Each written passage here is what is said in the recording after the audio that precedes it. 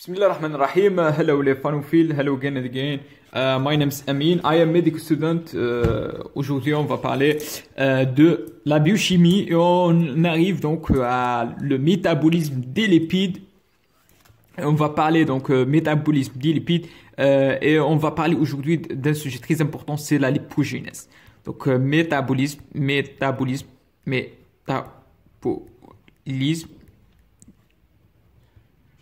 des lipides.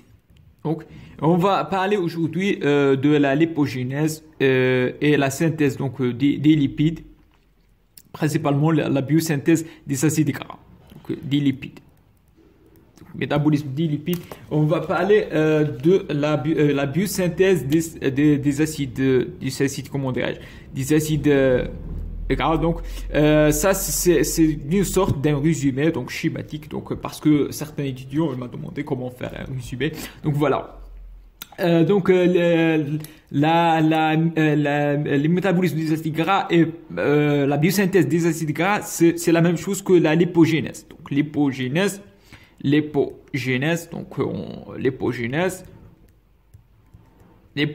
ou c'est la même chose que la biosynthèse des acides gras. Biosynthèse des acides gras. Donc avant des acides gras, des acides gras. Donc voilà, des acides gras. Donc H. Donc bien sûr, la biosynthèse des acides gras, donc elle est cétosolique, donc, au niveau de cétosol. Tous les cellules sont capables de synthétiser des acides gras, mais majoritairement, donc on peut dire la majorité sont la biosynthèse hépatique, donc tous les cellules capables de synthétiser les acides gras, mais majoritairement au niveau hépatique. On peut synthétiser seulement au niveau de cétosol 16, donc un acide gras de 16 molécules de carbone, donc on peut dire 16 molécules de carbone au niveau de cétosol. On peut voir un allongement au niveau du réticulum endoplasmique. Donc voilà. Sans retarder, on va faire un schéma qui est donc, on peut dire un résumé dans la synthèse des acides gras. Donc ici, on va diviser, donc on va faire un paroi de la mitochondrie. Donc ça, c'est la paroi de la mitochondrie. Donc, voilà, continue comme ça. Donc ici, c'est la mitochondrie. De cette côté, on a la mitochondrie, donc on écrit mitochondrie, donc mitochondrie, chondria, donc mitochondria. Dans l'autre côté, c'est pas l'autre côté, l'autre côté. Donc ici, on a la cytoplasme. C'est clair, ou bien je l'écris ici, cytoplasme. Ici, on l'écrit en bleu, donc parce que pour la différence. Ici, c'est cytoplasme. Donc, comme j'ai dit, la synthèse des acides gras, elle se fait au niveau de cytoplasme. On fait en de sortes de couleurs différentes. Mitochondrie ici en bleu. Mitochondrie ici. Et de l'autre côté, on a la cytoplasme. Voilà, deux différents mitochondries et cytoplasme. Donc il faut être clair. Donc pourquoi on synthétise ici les acides, voilà, en bleu. Donc pourquoi on synthétise des acides gras? Donc on synthétise généralement les acides gras, ce sont une forme de réserve énergétique. Donc pourquoi on fait une réserve énergétique? Tout simplement lorsqu'on a un excès énergétique. Donc excès énergétique, principalement ici on fait une molécule du glu. Voilà, pardon, pour voir une image claire.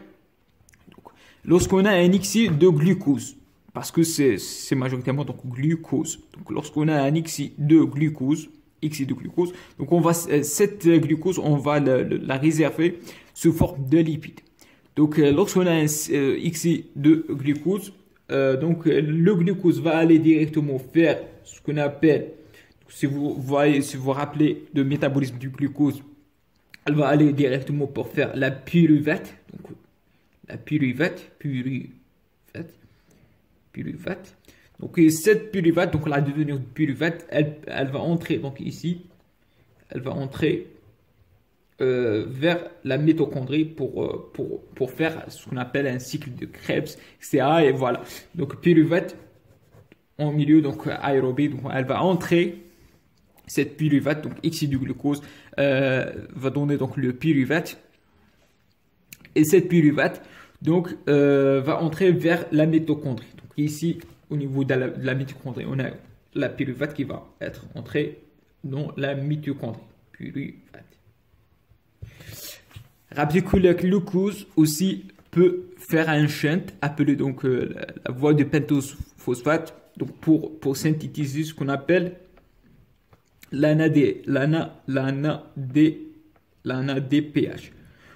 Rappelez très bien de cette ANADPH parce qu'on va le parler tout à l'heure. Donc ici, la pyruvate va entrer, donc va donner par un enzyme très important appelé pyruvate déshydrogénase. Pyruvate déshydrogénase, elle va donner l'acétyl-CoA. Cette acétyl-coenzyme A, donc CoA, cette acétyl-coenzyme A. Donc soit elle va donc entrer vers ce qu'on appelle le cycle de Krebs. Donc normalement l'acétyl-CoA, elle va entrer donc avec l'oxaloacétate, acide oxaloacétate. Elle va donc avec l'acétyl-CoA, elle va donner la citrate. Citrate. L'accumulation d'acétyl-CoA oxaloacétate, ça va donner le citrate pour commencer ce qu'on appelle la cycle de Krebs. Donc lorsqu'on a donc pour tourner dans un cycle de Krebs, donc ici cycle de Krebs, 8 réactions, donc 8 réactions, c'est schématisé ici donc Krebs cycle, donc Krebs, donc ici Krebs.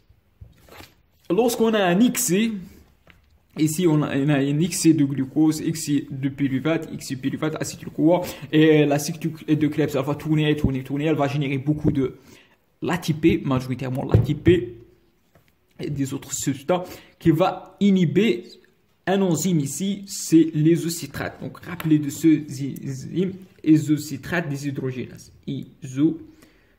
Citrate déshydrogénase. Cette inhibition de cette isocitrate déshydrogénase, donc il est inhibé. Donc lorsqu'il est inhibé par l'ATP, on peut dire, voilà, il y a plusieurs qui inhibent l'ATP ici. L'exinégetique va bloquer cette isocitrate déshydrogénase. Et voilà, la citrate va sortir de la mitochondrie vers la cytosol. Donc par comment dirais-je,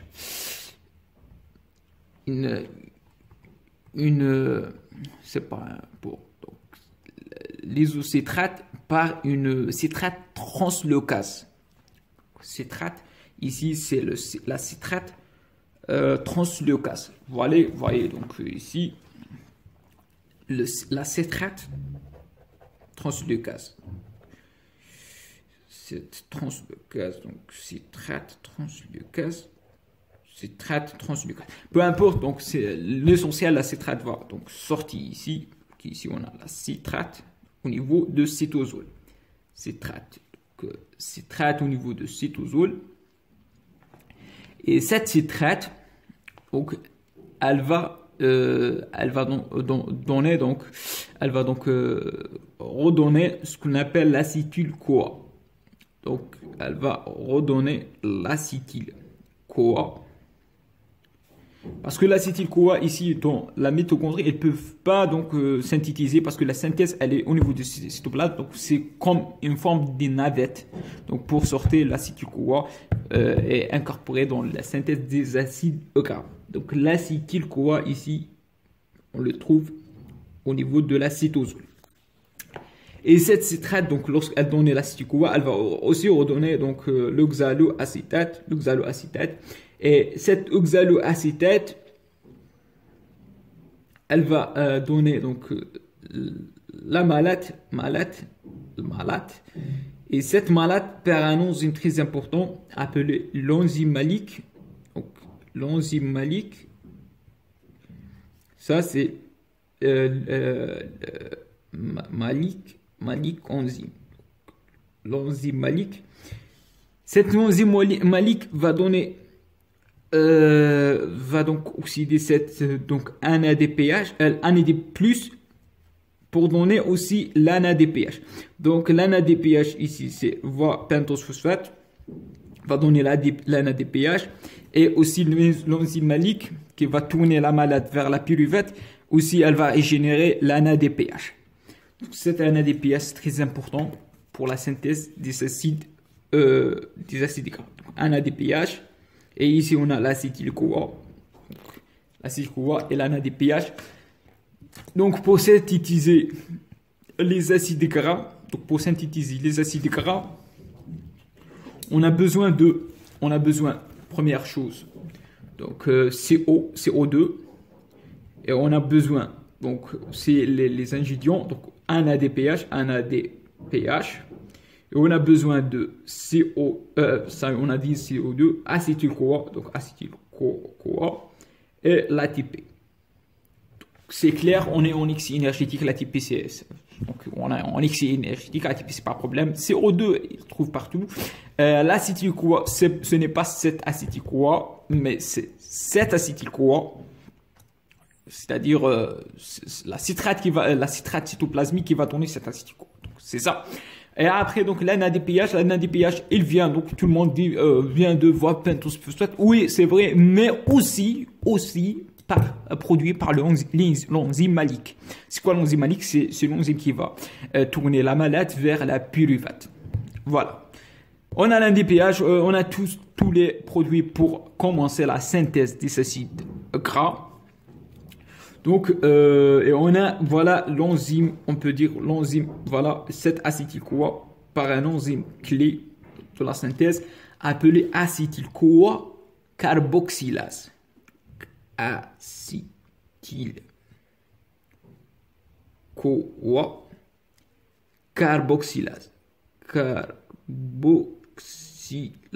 Donc, cette enzyme va donner va tourner l'acétyl-CoA, donc c'est un acétyl-CoA carboxylase. Donc tous les enzymes carboxylase, donc on a un mnémotechnique ici aussi pour les enzymes carboxylase, donc on dit l'ABC carboxylase, ABC carboxylase.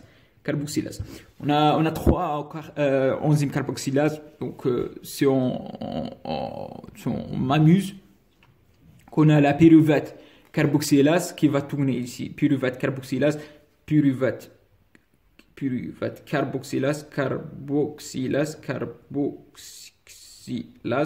Cette pyruvate carboxylase qui va tourner la pyruvate vers l'oxaloacétate. Ça, c'est le premier carboxylase. Ici, on a le deuxième, l'acétyl-CoA carboxylase. C'est l'acétyl-CoA carboxylase caractérisé par l'ABC carboxylase. C'est quoi l'ABC carboxylase? A, nécessite l'ATP. B, la biotine, c'est un cofacteur, biotine utilise la biotine. Et C, c'est CO2. Donc, elle ajoute un groupe CO2. Donc, ici, l'acétyl-CoA, on peut dire, c'est deux molécules. Donc, acétyl-CoA, c'est deux carbones. Donc, on a deux carbones ici dans l'acétyl-CoA. On va ajouter ici un CO2 pour devenir malonyl, voilà, malonyl CoA, coenzyme CoA. Et cette malonyl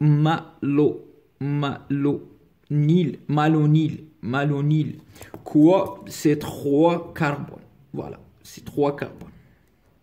Voilà, c'est 3 carbones. Malonyl CoA.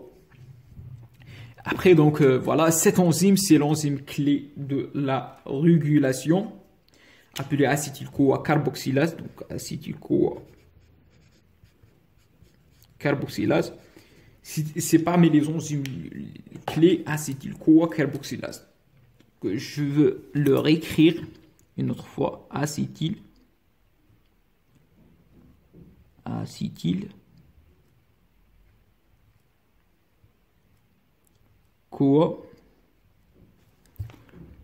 carboxylase. C'est un enzyme très important. C'est l'étape clé dans la régulation aussi. Et n'oubliez pas donc l'ATP et les autres. Donc, utilisez ATP ici, ATP et biotine. Donc biotine. Voilà, biotine, ATP, ABC carboxylase. Voilà. On va arriver à la régulation de son enzyme. Donc, après, donc, l'acétyl-CoA carboxylase va tourner l'acétyl-CoA vers la manoline-CoA. Cette manoline-CoA va être, donc, manoline-CoA. Elle va être, donc, comment dirais-je, elle va entrer dans un complexe enzymatique, donc, didymère, appelé, fatty acid synthase.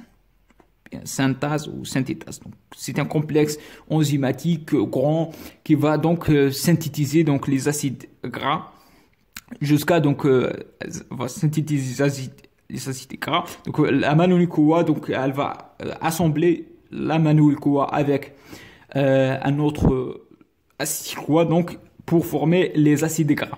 Donc acide fatty acid, donc former les acides gras.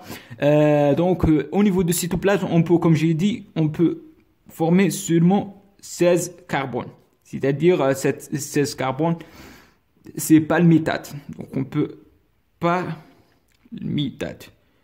Et pour l'élongation, cette palmitate va aller à comment dirais-je, donc cette fatty acide va aller donc réticulum endoplasmique pour faire l'élongation et désaturation. Donc au niveau de réticulum endoplasmique. Donc, ici il va entrer donc les acides gras. On peut synthétiser au niveau de cétolosol, je répète, seulement 16 carbones, c'est-à-dire pas le méthane. Après, on va faire au niveau de réticulum endoplasmique. Au niveau de réticulum endoplasmique, on va faire l'élongation. Donc, élongation plus désaturation. Et pour la désaturation, on a une chose très importante, on va l'arriver. Parce que au niveau de l'être humain, on peut pas désaturer plus de carbone numéro 9. C'est-à-dire, on a deux autres acides gras qui sont essentiels parce qu'on ne peut pas désaturer. Donc, on peut pas désaturer la doublison 12 et 15. Donc, les deux acides gras très importants, c'est ionique. Je veux dire les deux acides gras qui sont qu'on peut pas, l'énoléique et l'énoléique acide. Donc ces deux, on peut pas l'intégrer. On l'appelle les acides gras essentiels. Donc on trouve seulement dans les alimentations. Donc, on ne peut pas les synthétiser. Voilà, au niveau de réticulum endoplasmique. Donc, pour les... donc, l'énoléique, je veux l'écrire. Donc, les acides gras essentiels. C'est-à-dire, on ne peut pas les synthétiser. On peut pas les synthétiser, donc l'énoléique plus l'énoléique. Okay. Et aussi, donc, si on va faire la pharmacologie, l'acide arachidonique, qui sont des acides très importants pour la synthèse des prostaglandines. On va le voir en module de pharmacologie. Donc, ces deux acides gras sont très très importants, l'énoléique et l'énolénique. Voilà, c'est bizarre, mais voilà, il faut comprendre comme ça. Donc l'énoléique et l'énoléique sont des acides gras essentiels chez l'homme. Des acides gras essentiels qu'on ne peut pas synthétiser. Donc ça, c'est une notion très importante pour votre concours ou vos examens. Donc acétyl-CoA carboxylase. Donc pour l'acétyl-CoA carboxylase, donc il est donc comme j'ai dit, on a en excès énergétique l'hormone qui va l'activer en excès de l'énergie. Donc c'est l'insuline. Donc insuline l'active et glucagon et l'adrénaline inhibe.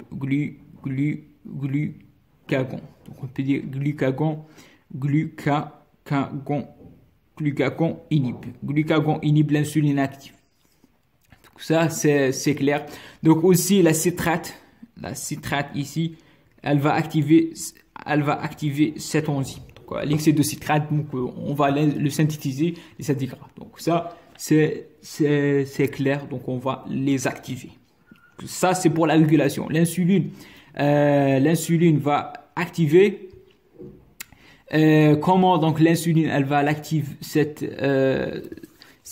enzyme par ce qu'on appelle la déphosphorylation. Donc l'insuline par une déphosphorylation. Elle va enlever un molécule de phosphate et va stimuler. Donc stimuler par une déphosphorylation. Et la glucagon, elle va inhiber par une phosphorylation. Donc ça c'est clair. Donc elle va inhiber par une phosphorylation. Donc si on a oublié d'autres choses à dire, voilà. Donc ça c'est pour c'est pour la synthèse des acides gras. Si on a oublié de dire autre chose, donc voilà, c'est après donc le devenir des acides gras. Donc après la synthèse de ces acides gras, donc l'élongation des saturations au niveau hépatique, elle va incorporer donc par des VLDL, donc VLDL, very low density lipoprotein, pour aller vers l'adéposite. Donc l'adépose, pour aller vers l'adéposite pour donc être stocké. Et cette VLDL, parfois elle est inhibée, donc inhibée par l'alcool.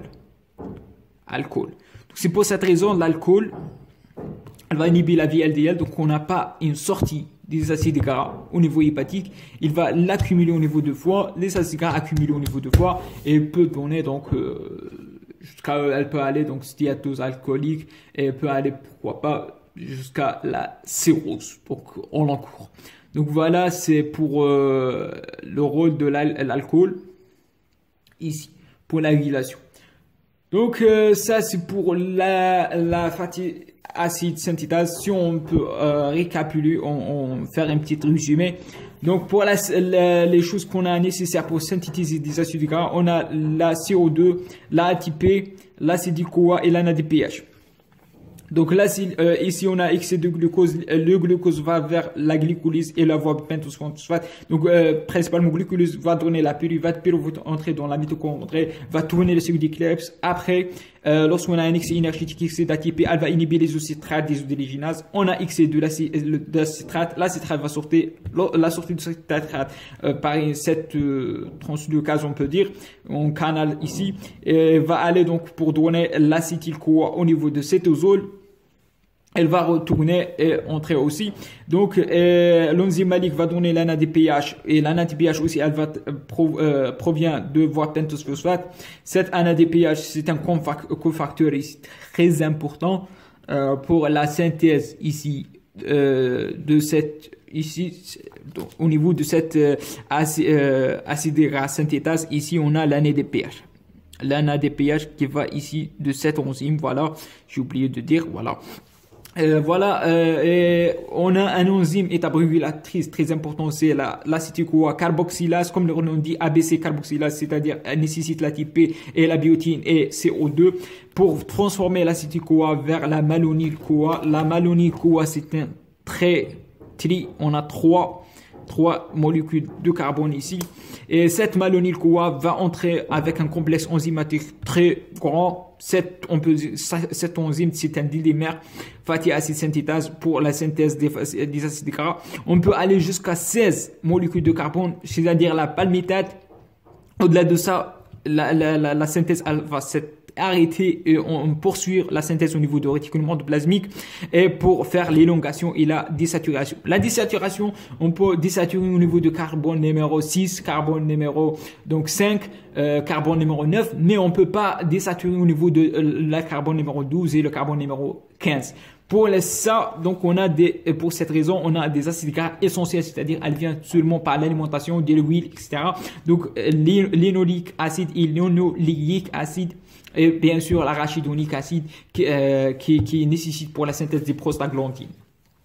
Et voilà, et après donc lorsqu'on synthèse les acides gras, on va l'incorporer dans les VLDL et on va libérer dans le sang pour aller vers la déposition. Après, on va continuer le devenir de ces acides gras. Donc je vous remercie pour votre attention, pour votre voilà. Et je vous remercie encore une fois. Et si vous avez des questions, n'hésitez pas de me poser. Voilà. Salam.